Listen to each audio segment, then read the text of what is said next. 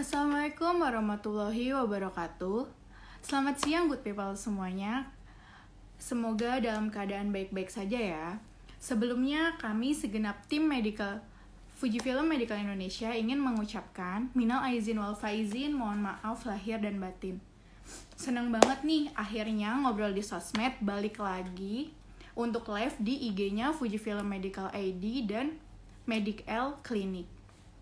Oke, untuk siang kali ini kita akan membahas nih topiknya yaitu pentingnya pemeriksaan mamografi dan USG untuk mendeteksi kanker secara dini. Jadi mungkin orang-orang pada masih suka bertanya-tanya ya, apa sih itu mamografi? Buat apa sih pentingnya mamografi? Buat apa sih pentingnya USG? Nah, untuk kali ini, siang kali ini kita akan membahas nih untuk topik itu. Untuk siang kali ini, narasumber kita yaitu Dr. Sahar Bawazir, spesialis bedah umum dan payudara dari Medic L Clinic. Oke, sebentar. Kita invite narasumbernya dulu ya. Oh iya, sebelumnya juga aku mau ngasih pengumuman nih, bahwa untuk siang kali ini kita akan bagi-bagi 2 giveaway. Hadiahnya itu menarik lah pokoknya dari kami, dari kita. Caranya gampang banget. Tinggal kalian pantengin aja live kali ini, kalian ikutin live kali ini dari awal sampai akhir. Kemudian nanti boleh di capture atau di gambar atau videonya, kemudian kalian upload di IG story kalian. Lalu setelah kalian upload, kalian kasih caption, plus jangan lupa di tag @Fujifilm Medical Edi dan @Medic-L Clinic. Oke, nanti dari postingan yang paling menarik akan dipilih pemenangnya siapa. Kita cari dulu ya. Kita tunggu narasumbernya.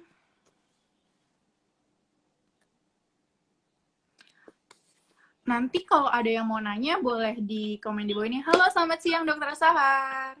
Siang Loli, apa kabar? Apa kabar nih dok? Alhamdulillah sehat. Maaf lahir batin ya. Mana? Ah ya, bener dok. Berarti ya dok ya. Sama-sama di rumah ya, nggak kerja ya. Kalau saya Iya, lagi sama-sama di WFH nih ya dok ya kita ya. mau nggak mau, soalnya kalau saya jadi tetap harus kerja. Betul dok. Kalau misalkan WFH di rumah nggak ngapa-ngapain juga bosen kan yang dok pasti. Bosen, iya bosen banget. Dokter, gimana nih dok selama ada corona ini kegiatannya masih seperti biasa atau ada yang berubah dok? Ya mungkin praktek aja ya. Praktek di rumah sakit saya udah saya Oh udah. kurangi.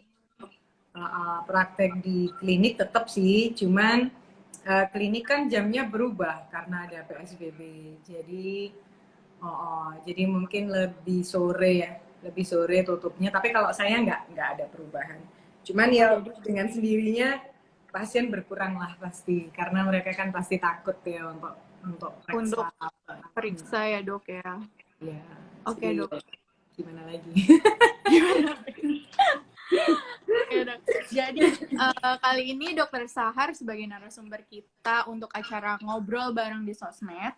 Kali ini kita temanya mau ngebahas tentang pentingnya mamografi dan USG nih dok. Karena kan terkadang di masyarakat itu masih suka takut ya untuk pemeriksaan mamografi atau memeriksakan dirinya untuk menjaga atau mendeteksi dirinya dari kanker payudara khususnya.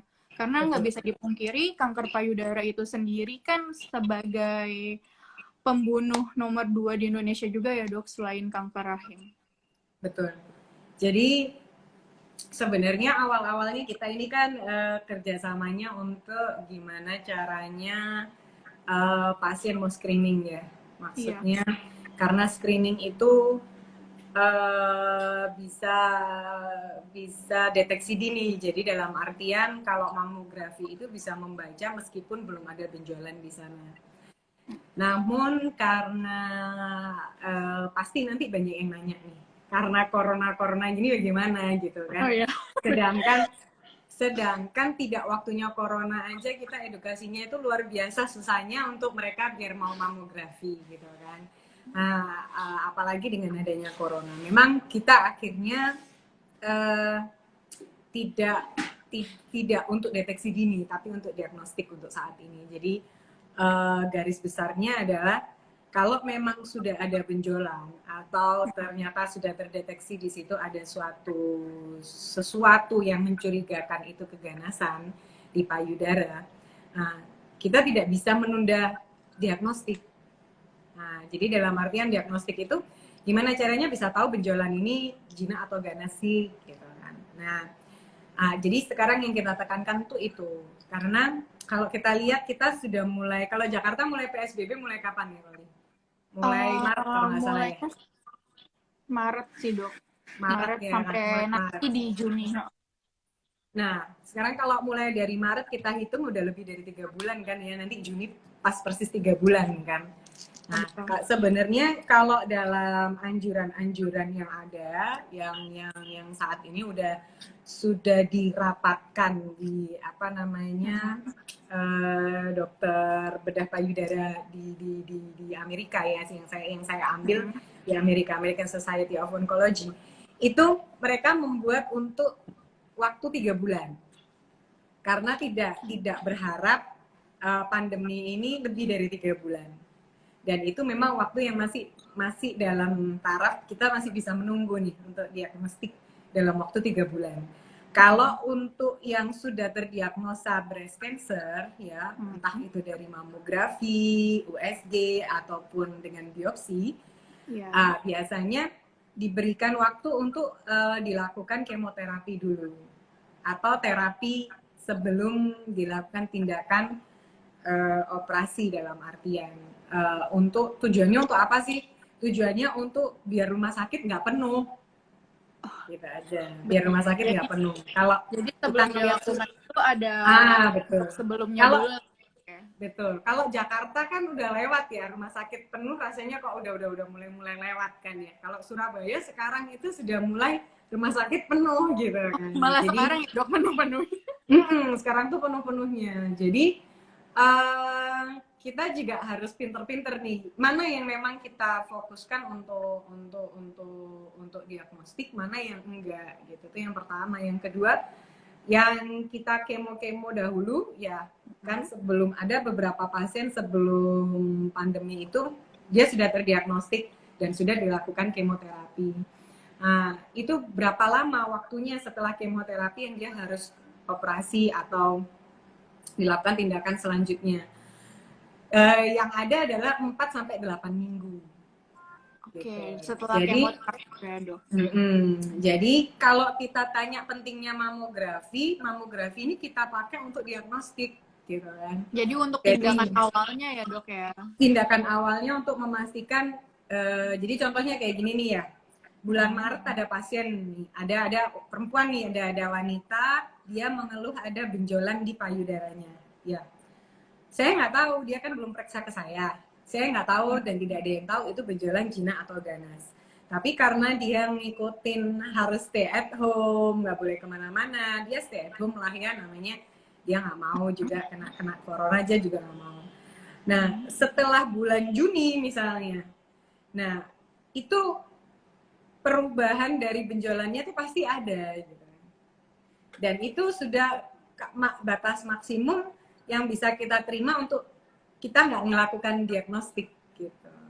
Jadi harus ada tindakan selanjutnya gitu ya. Ada tindakan selanjutnya, mau itu USG kayak mau itu mamografi kayak tetap harus kita lihat gitu. Jadi kita harus tahu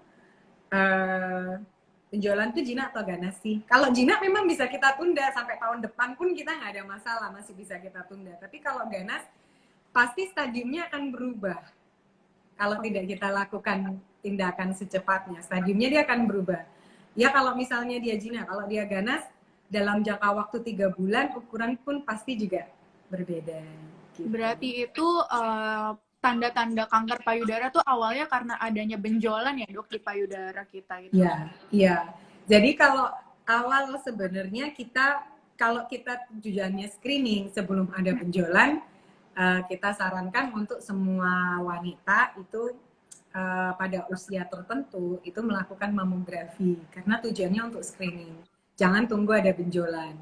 Tapi untuk saat ini hanya khusus untuk saat ini aja. Jadi jangan diambil waktu nanti setelah pandemi berakhir juga nggak mau periksa gitu kan. Itu Tunggu repot. ada benjolan aja deh, baru nanti aku Ya, periksain diri aku. karena karena kalau sudah ada benjolan ya itu lain cerita lagi gitu loh. Sedangkan yang kita harapkan dari alat mamografi itu adalah deteksi dini. Bahkan sebelum ada benjolan pun kita bisa lihat dengan mamografi, bukan USG ya, mamografi. Mamografi. Itu Jadi kita bisa lihat. mamografi itu lebih efektif lagi ya dok ya, malah dibanding si USG eh, sendiri. Mamografi itu lebih sensitif ya, dia lebih spesifik, bukan lebih spesifik pada jaringan payudara apabila di situ ada kelainan apapun.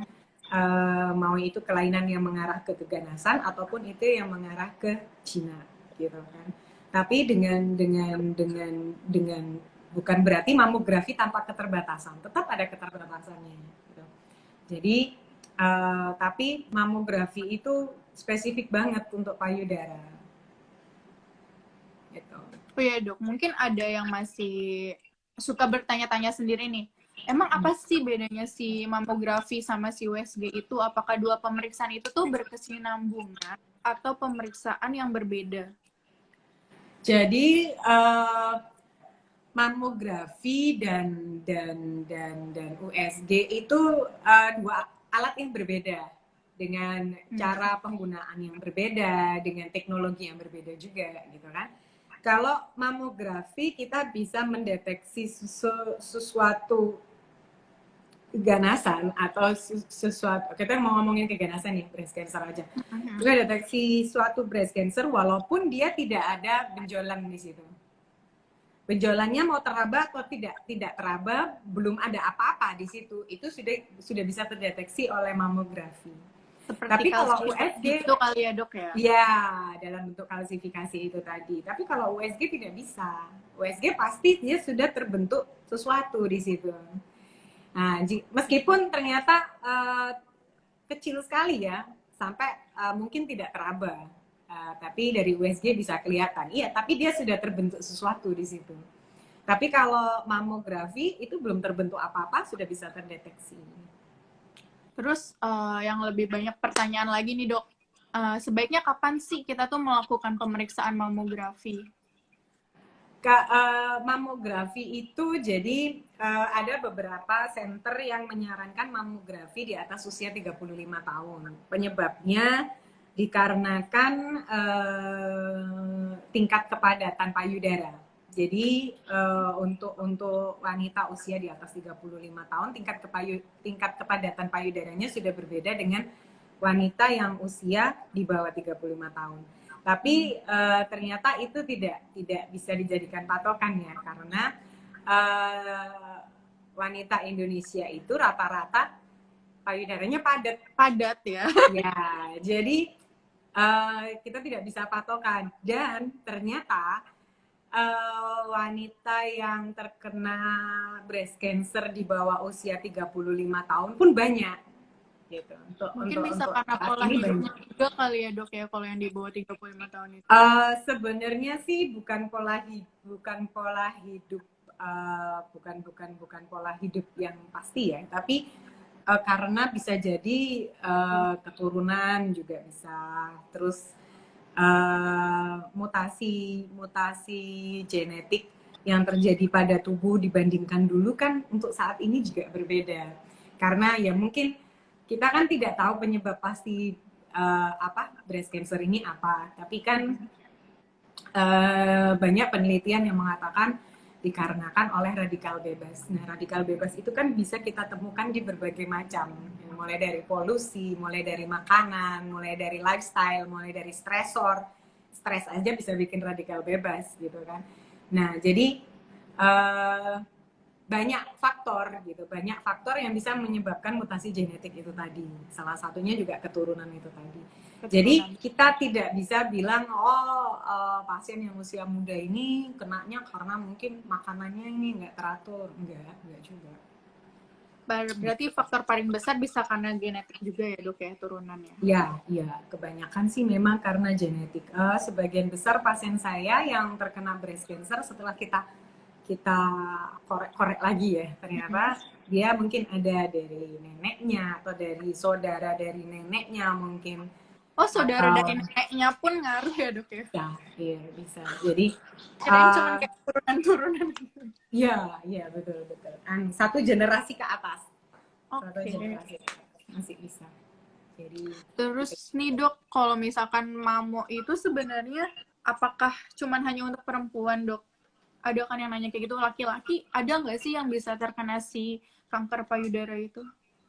laki-laki didapatkan 1% dari populasi itu ada yang terkena breast cancer.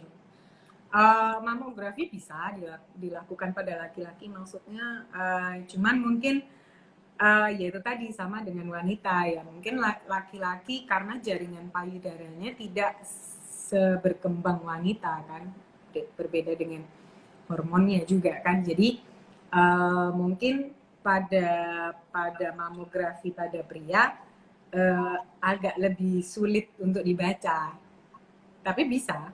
Tapi bisa Kalau terjadi. pertanyaannya bisa ya, jawabannya bisa. Oke. Berarti kalau kita balik lagi nih dok, si pentingnya deteksi dini itu ya dengan salah satunya pemeriksaan si mamografi itu ya dok ya, yang harus kita Iya. tahu ya. Dan mungkin dari masyarakatnya pun harus lebih sadar diri dan peduli kali ya dok untuk Iya. Jadi kalau itu. Betul. Jadi kalau saya bilang banyak yang nanya mulai usia kapan sih saya itu harus USG atau saya harus mamografi. Sebenarnya bukan kita lihat dari usianya berapa untuk saat ini, karena saat ini sudah mulai berkembang, usia muda pun banyak terkena breast cancer, dan kita banyak miss itu karena mengatakan usia muda jarang terkena. Itu dulu gitu. Saat ini untuk sekarang ini itu sudah tidak seperti itu lagi gitu kan. Jadi pertama kali yang harus kita lakukan adalah kita itu sudah harus, judulnya wanita, sudah menstruasi, kita harus sudah aware dengan kesehatan payudaranya kita gitu kan. Jadi mungkin kalau rata-rata di Indonesia anak menstruasi usia 12 tahun ke atas kan ya. Ini rata-rata usia segitu. Nah, itu harus sudah mulai aware dengan kesehatan payudara. Pertama apa sih yang harus dilakukan? Yang harus dilakukan, kita paling simple periksa payudara sendiri, sadari ya dok. Ya, paling simple. Caranya gimana? Buka IG-nya Medic-L, ada di situ. Iya, betul. Buka IG-nya Medic-L, jangan lupa di-follow juga ya dok. Kalau saya sekarang nunjukin gimana caranya sadari, nggak susah. Panjang urusannya, karena kita cuma 1 jam hari ini. Ya, buka IG-nya Medic-L, di situ banyak banget informasi dan edukasi tentang gimana caranya sadari, apa yang diharapkan ditemukan pada saat sadari. Ya, tidak ditemukan apa-apa atau ditemukan sesuatu, ya kan? Nah, pada saat tidak ditemukan apa-apa ya sudah gitu. Maksudnya continue lakukan itu secara berkala gitu kan. Dan di situ juga ada syaratnya kapan harusnya dilakukan sadari. Lengkap deh di IG-nya situ. Di IG-nya Medic. Ya, lengkap di situ. Mau nanya di situ juga boleh, bisa. Nah, yang kedua, apabila ternyata ditemukan sesuatu pada sadari, ya kan? Jangan lupa untuk konsultasi ke dokter. Pada saat, takut lah dok ya untuk konsultasi ke dokter. Betul. Pada saat saya mulai membuka konsultasi online di klinik waktu awal-awal pandemi corona, itu kerasa banget orang yang biasa sadari sama yang enggak itu kelihatan sekali gitu. Pada saat dia biasa sadari, dari history takingnya pun mulai dari kapan, benjolannya kerasanya mulai dari kapan, benjolannya bentuknya seperti apa, dia bisa jawab semua. Dan at least 50% saya sudah bisa curiga, oh ini kayaknya Gina, oh ini kayaknya ganas, gitu kan. Nah, jadi yang saya curiga aja yang perlu diagnostik, yang saya suruh datang ke klinik. Tapi untuk orang-orang yang jarang sadari, wah itu kesulitan sekali saya tanya sama. Ditanyanya aja mereka tidak bisa jawab. Saya kesulitan sekali. Benjolannya seperti apa ya dok ya? Waduh, saya nggak bisa tahu. Pokoknya benjolan. Iya, pokoknya ada benjolannya. Ukurannya kira-kira seberapa? aduh dok nggak tahu pokoknya besar. Nah besar menurut dia sama besar menurut saya kan kadang berbeda. Beda ya. Nah jadi saya akhirnya wah ini kayaknya nggak bisa nih konsultasi online, ya sudah datang aja untuk saya USG atau minimal saya USG dulu, baru nanti saya lanjutkan ke mamografi. Biasanya kita lihat juga dari pada saat USG udah mulai kelihatan ya, maksudnya kira-kira payudaranya itu padat atau enggak gitu, atau padat sekali atau mungkin masih bisa kita lakukan mamografi ya. Apalagi mamografi yang sekarang kan teknologinya udah Yang ada tomosintesisnya itu ya dok ya, ya. yang ada 3D gitu kan, Yang ada bisa 3D. diputer-puter bisa diputer-puter yang membuat saya mikir kenapa saya jadi dokter bedah nggak jadi dokter radiologi aja. Tinggal baca hasil aja gitu ya dok, nggak usah black semuanya udah pakai alat, enak banget. Cuman kan karena teknologinya udah canggih ya, sebenarnya untuk payudara padat itu masih bisa tetap kita mamografi, dan dengan teknologi itu tadi masih bisa terlihat. Tapi ada beberapa yang padat banget meskipun dengan teknologi 3D nggak kelihatan apa-apa. Nah, pada saat itu biasanya pada saat itu biasanya dokter radiologi memutuskan untuk saya USG lah untuk memastikan beneran nggak ada apa-apa. Tapi sebenarnya USG itu lebih bagus kalau digunakan pada benjolan-benjolan yang pertama benjolan itu sudah ada, kedua benjolan jinak. Jadi kalau dia benjolan jinak, itu USG itu bagus banget kelihatannya gitu. Jadi benar-benar kelihatan. Padat banget harus pindah ke mamo gitu ya dok ya. Ya, kita memang kalau dari pemeriksaan fisik kita curiga itu keganasan, utama kita mamo dulu gitu. Untuk sekarang ya, kalau mamografi yang dulu yang analog sih memang kalau usianya muda kita nggak sarankan untuk mamografi, nggak, pasti kita mintakan USG karena percuma nggak kelihatan apa-apa. Dan udah gitu kan pasiennya juga nggak nyaman sekali kan di mamografi gitu. Tapi untuk saat ini itu ya dok. Tapi sekarang kan katanya ada yang bisa mengurangi rasa saat ini kan ya karena pasti teknologinya sudah berbeda. Ya, karena paling banyak masyarakat itu mikir, aduh mamografi sakit banget nih, nggak mau gitu kan. Padahal belum mamografi. Saya bisa bilang mamografi sakit atau enggak, saya udah ngalamin gitu kan. Jadi, dokter udah periksa sendiri ya dok? Udah usia saya 37 saya sudah mamografi dan ternyata saya nggak dense breast gitu. Jadi ternyata lain-lain gitu kan. Ternyata memang lain-lain. Padahal usia saya belum 40 tahun. Ada yang bilang belum 40 tahun kenapa saya harus di mamografi gitu. Ya. Kalau saya sih karena dari riwayat ibu saya. Jadi saya setiap tahun tetap mamografi. Nah, mamografi kalau yang dulu ya, orang-orang itu mungkin taunya yang analog mungkin ya Loli ya. Kan yang pencet dari atas ke bawah dan dari kanan ke kiri. Dan kenapa dia tidak nyaman dulu? Karena harus dilakukan penggencetan ya, maksudnya penggencetan maksimal, kompresi gitu ya. Setelah itu dicek. Nah, setelah itu dicek dulu. Oh, udah pas, udah bisa kebaca gitu. Jadi tidak otomatis gitu kan. Nah, kalau sekarang kan tinggal periksa nggak nyampe 1 menit udah jadi keluar hasilnya. Ya, kalau sekarang itu kenapa nyerinya tidak senyeri waktu dengan yang dulu, karena dia otomatis pada saat komputer itu udah bisa baca, oh ini udah bisa kita baca kok gitu. Dia langsung berhenti, dia nggak akan gencet lagi gitu kan. Dia langsung melaporkan berarti ya dok ya?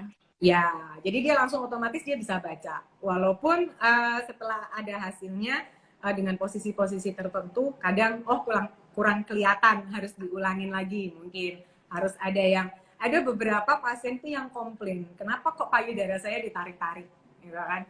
Ditarik-tarik itu sebenarnya untuk dilakukan kayak di payudaranya itu harus pas di lempengan posisi mamografinya itu. Kalau nggak pas, nggak bisa kebaca semuanya, akhirnya nggak maksimal pembacaannya. Nah, sayang juga kan, karena mamografi itu jangankan payudara digencet, harus telanjang di depan radiografer aja itu adalah sesuatu pengalaman yang tidak menyenangkan. Iya, pengalaman yang tidak menyenangkan. Sudah pengalaman tidak menyenangkan dia harus lakukan, tapi ternyata nggak bisa dibaca gitu kan. Udah gitu Jadi sakit kan pula gitu. ya, ada beberapa yang kesakitan sekali gitu karena memang ambang nyerinya berbeda ya.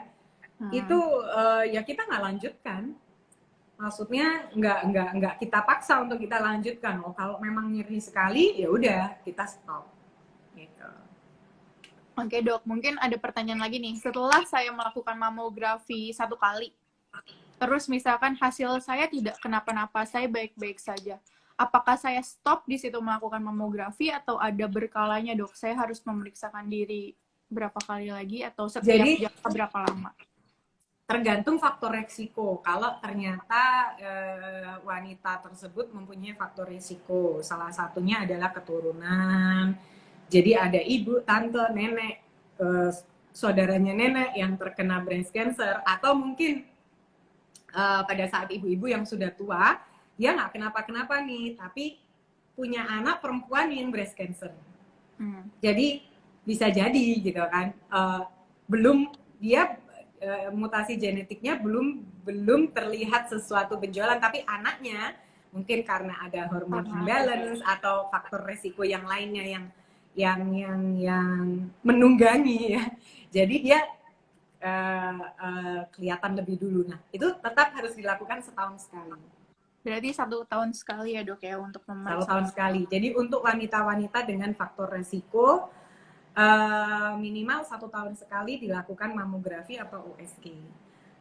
Yang sebelumnya juga tetap sadari ya. Jadi meskipun ya saya tahun ini misalnya saya udah mamografi, lalu kan untuk mamografi berikutnya tahun depan nih ya, dalam waktu 1 tahun ini bukan berarti saya nggak sadari sama sekali, tetap aware sama payudaranya, karena bisa jadi 6 bulan berikutnya meskipun belum waktunya mamografi ternyata ditemukan ada benjolan ya.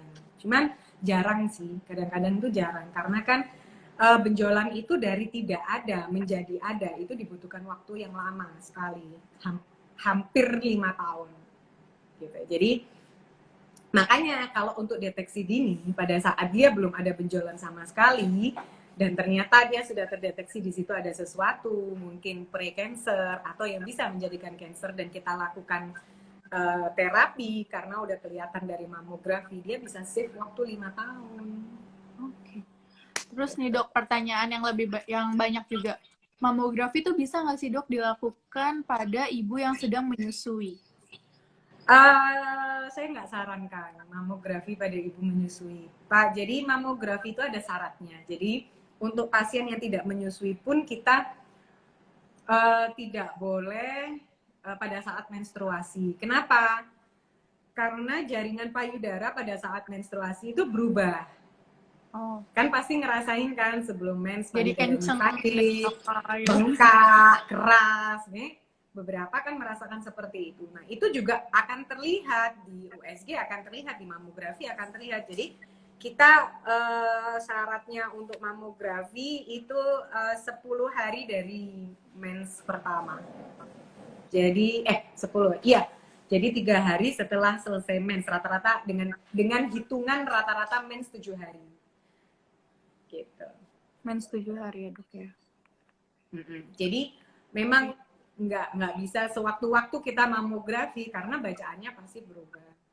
Gitu. Jadi apalagi pada saat ibu menyusui pada saat dia lagi laktasi pasti kan payudaranya berbeda sama pada saat dia selesai menyusui, kan udah berbeda lagi. Nah, jadi kita tidak sarankan mamografi pada ibu menyusui. Biasanya kalau memang ada keluhan pada ibu menyusui, kita USG dulu. Oke. Dok, ini kita sambil jawab-jawab pertanyaan dari netizen ya dok. Ini ada yang nanya dari Andrea Mariani 86. Siang dok, dok hasil USG saya tertulis Bonderlin lesi ukuran 2 cm. Namun mamografi hasil tidak ditemukan benjolan. Kira-kira kenapa ya, umur saya 32 tahun belum menikah. Terima kasih. Apa hasil USG-nya? Hasil USG-nya ada Bonderlin lesi ukuran 2 cm. Oh, borderline lesi ukurannya. Jadi gini ya, pertama kalau tanya seperti itu berarti sama seperti konsultasi. Pada saat konsultasi, kembali saya cerita yang konsultasi secara online, ya kan. Nah, keluhan awalnya apa gitu? Keraba benjolan atau tidak gitu. Nah, pada saat disadari benjolannya teraba seperti apa, ya kan? Jadi saya sebagai klinisi, saya tidak akan langsung melihat USG atau mamografi. Saya pasti tanya dulu, keluhannya apa, sudah berapa lamakah benjolan itu ada diderita gitu kan, ada nyeri atau tidak, atau ada trauma atau tidak gitu kan. Setelah itu baru saya lakukan pemeriksaan fisik ya. Pemeriksaan fisik ini sama seperti sadari pada orang-orang awam, dia sadari saya lakukan pemeriksaan fisik gitu kan. Nah, pada saat pemeriksaan fisik saya bisa bedakan kira-kira ini jinak atau ganas gitu. Nah, pada saat dia dari pemeriksaan fisik ternyata dia jinak, dari USG ternyata masih ragu-ragu, dari mamografi nggak kelihatan apa-apa. Nah, masih ada jenis diagnostik yang lainnya, yaitu biopsi. Dengan biopsi kita bisa tahu ini jinak atau ganas. Perlu dilakukan tindakan segera atau tidak. Gitu. Jadi kalau yang ditanya seperti itu, saya nggak bisa jawab. Gitu kan. Itu harus langsung datang konsultasi ya dok ya? Nah, karena ya pertama saya nggak tahu, saya nggak ngelihat, saya nggak ngeraba, dan saya nggak ngelihat sendiri foto USG-nya seperti apa. Jadi USG itu memang ekspertis dari dokter radiologi, mamografi juga ekspertis dari dokter radiologi, karena beliau-beliau itu yang udah setiap hari yang mereka lihat ya udah itu gitu kan. Cuman saya sebagai klinisi adalah menyatukan semua yang ada di situ.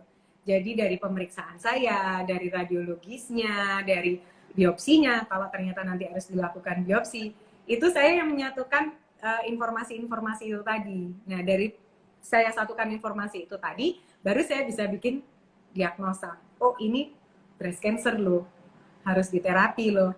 Dari mana dokter? Orang dari mamografinya nggak kelihatan. Oke, mamografi nggak kelihatan, tapi dari USG dokter radiologinya boleh ragu-ragu. Tapi kalau saya nggak ragu. Kenapa saya nggak ragu? Karena saya dari pemeriksaan fisik saya yakin ini cancer. Ayo kita buktikan dengan biopsi. Ternyata di biopsi beneran cancer. Nah, jadi hal-hal seperti itu tidak bisa hanya berdasarkan mamografi aja, berdasarkan USG aja, berdasarkan saya aja pemeriksaan klinis. Oh, ini udah pasti cancer. Nggak bisa saya ngomong kayak begitu. Pasti saya harus ada pembuktian lainnya. Salah satunya radiologi dan biopsi. Itu namanya triple diagnostic. Itu harus dilakukan. Walaupun ternyata nanti pada akhirnya ada perbedaan hasil. Jadi pada saat ada perbedaan hasil dari tiga macam diagnostik yang udah dilakukan, nah baru terakhir kita lakukan terapi. Mau nggak mau kita ambil, baru kita periksa ulang. Nah, itu pasti udah pasti. Itu diagnosa pastinya. Gitu. Oke dok, ini ada yang nanya lagi nih dok, dari anti_Ana. Dok, apakah orang yang sudah pernah terkena kanker payudara dan sudah dinyatakan sembuh, apakah beliau bisa berpotensi kembali untuk terjadi kanker lagi, dok? Bisa.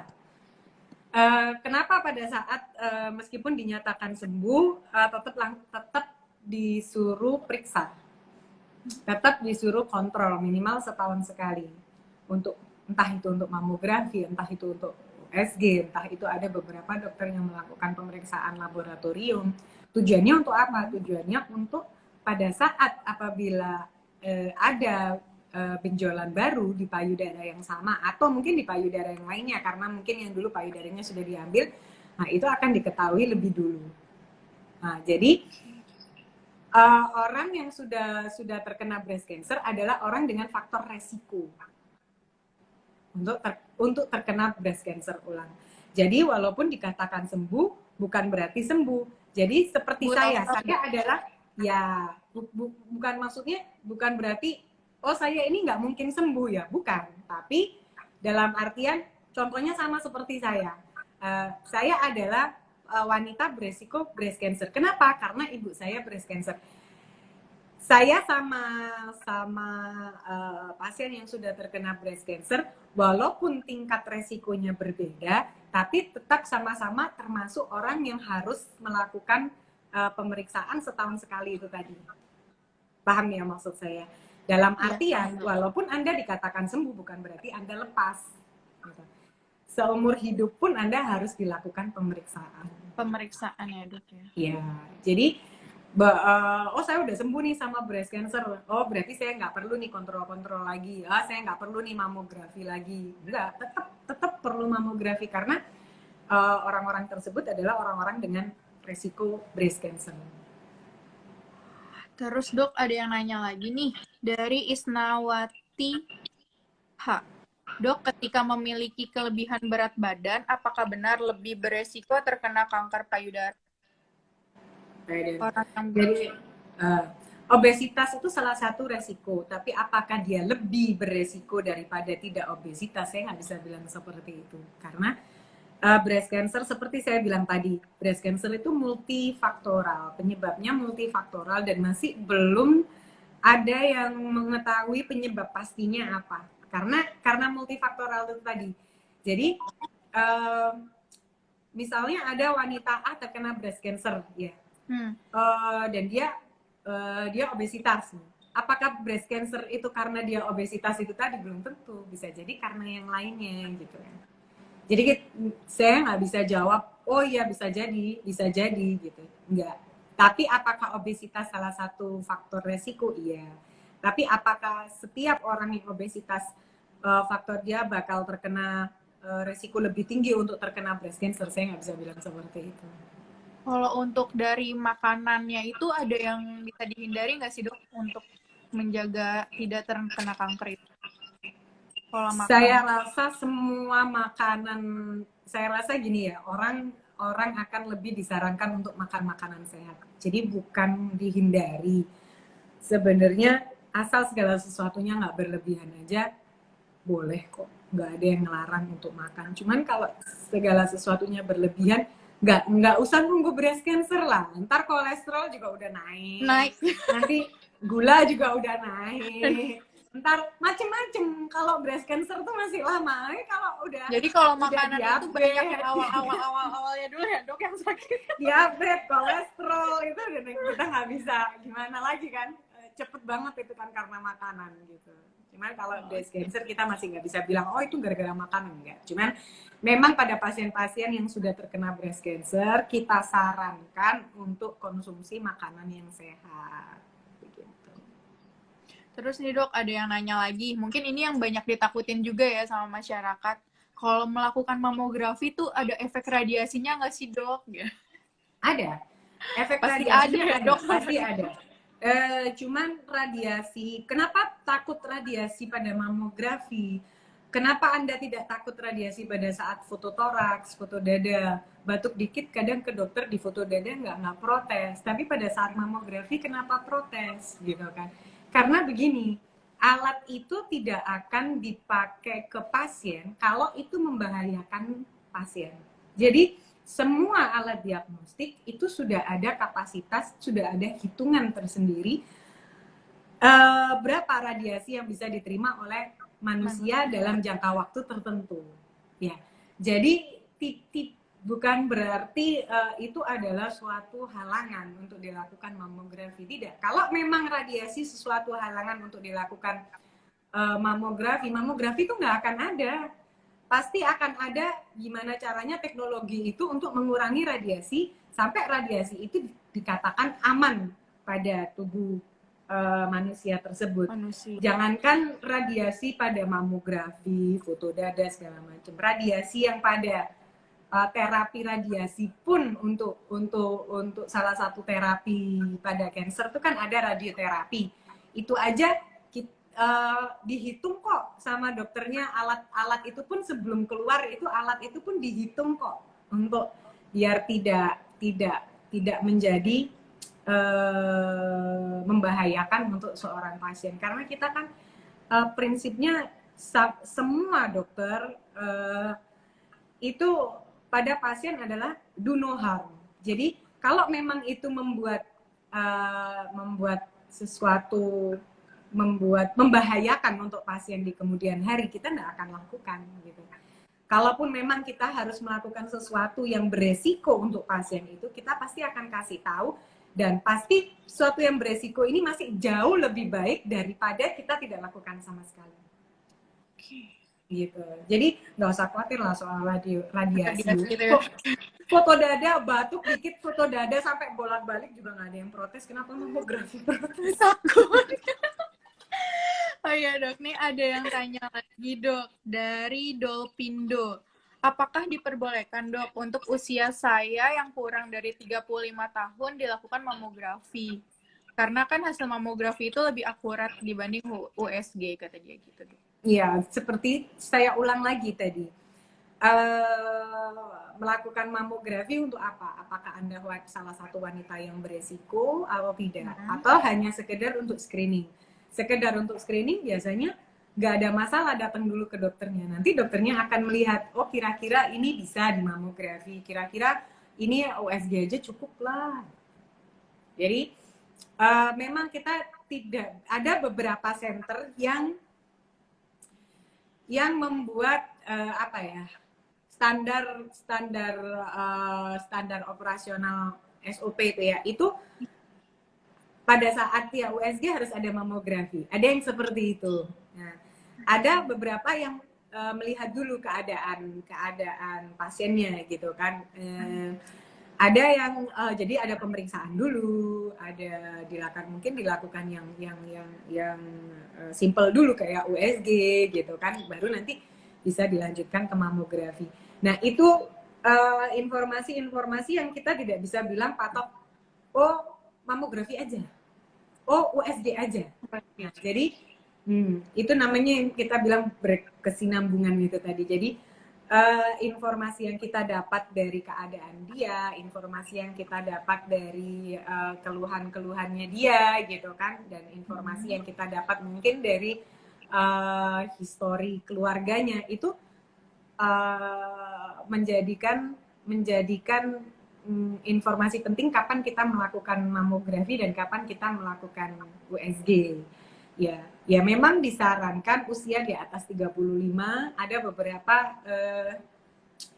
beberapa jurnal yang mengatakan di atas 40 boleh. Nah, cuman kenapa dikurangin gitu kan, di atas 35 aja lah, karena memang beberapa wanita yang terkena breast cancer di bawah 35 banyak. Pasien saya sendiri aja banyak di bawah 35 kena breast cancer ya.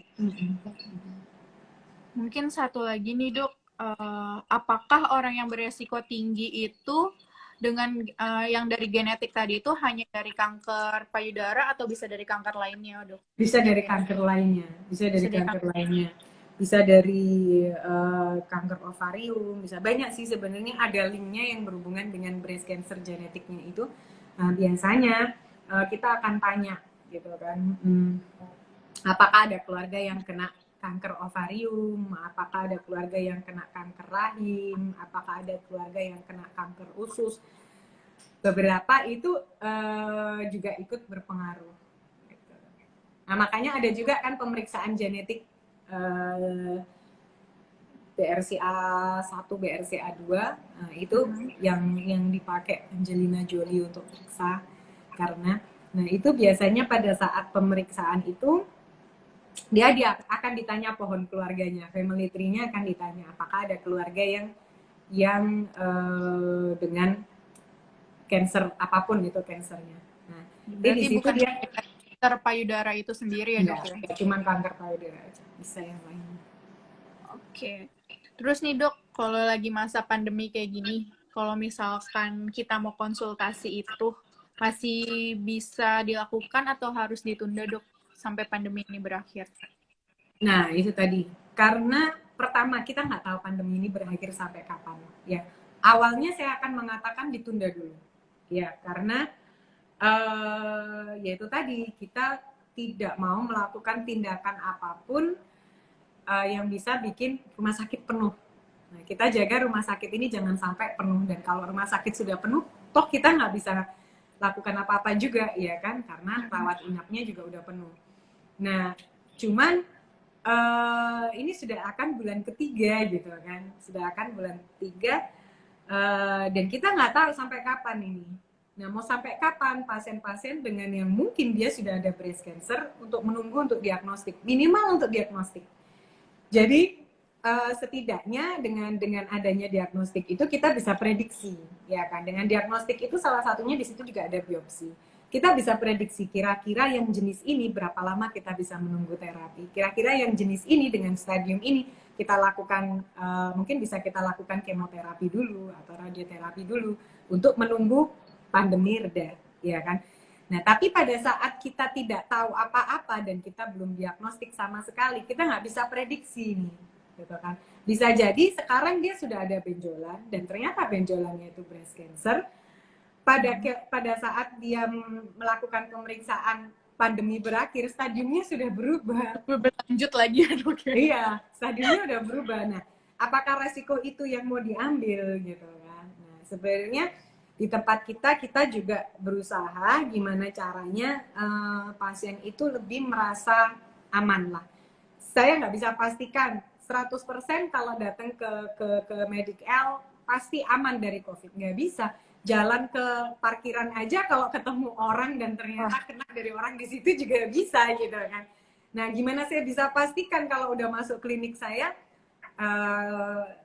pasti nggak kena COVID, nggak mungkin saya bisa pastikan itu. Tapi kita berusaha meminimalkan untuk terjadinya at least kontak lah, ya. Jadi tenaga kesehatan kami itu juga udah dilengkapin dengan APD, dengan apa namanya, dan untuk pasien-pasien itu biasanya kita appointment dulu, kita tanya bener-bener gitu kan. Makanya untuk pasien-pasien kalau memang ada riwayat keluar gitu kan, karena kebanyakan pasien saya pasien lama-lama ini ya, jadi